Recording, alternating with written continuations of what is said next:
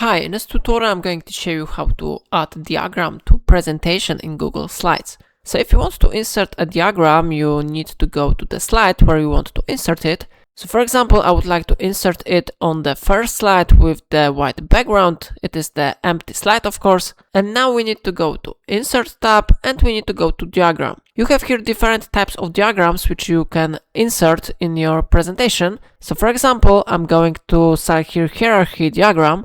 And here you can see the list of available diagrams which you can implement to your presentation. So for example, I select this type of hierarchy diagram, and how you see it has been successfully implemented to our presentation. So now we can close this window and we can type here different values. Yeah, for example, I will type here Mark, I will type here Julia, I will type here maybe Martin, I will type here maybe Camilla, here maybe John, here maybe Nathan, and here maybe Philip.